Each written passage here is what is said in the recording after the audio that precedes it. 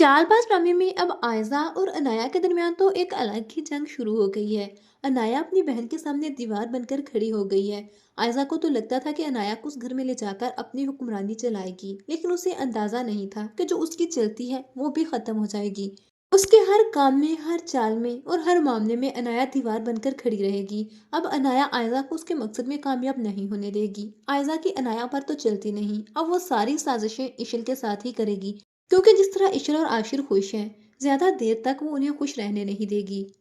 इशल की खुशियां आयजा से किसी सूरत भी बर्दाश्त नहीं कि मैं हर वक्त घुट घुट कर जी रही हूँ।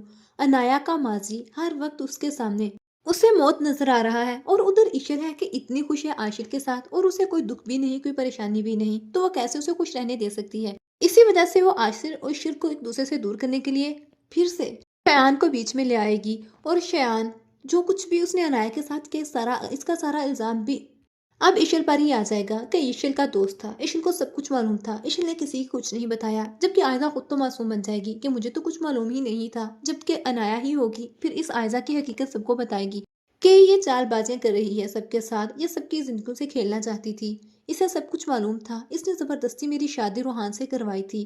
क्या ये हकीकत जानने के बाद रोहान अनाया को माफ करेगा, या फिर उधर असद आयजा को अपने साथ रखेगा, जिसने अंधा एतबार किया था इस आयजा पर और अपना घर ही आयजा के हवाले कर दिया था। क्या इशल और आशिर अपना घर बचा पाएंगे? आप लोगों को क्या लगता है इस बारे में? अपनी कीमती राय का इजहार कमेंट सेक्शन में लाजमी कीजिए, और मजीद ऐसी वीडियोस के लिए चैनल को सब्सक्राइब करके साथ में मौजूद बेल आइकन को लाजमी प्रेस कर लीजिएगा।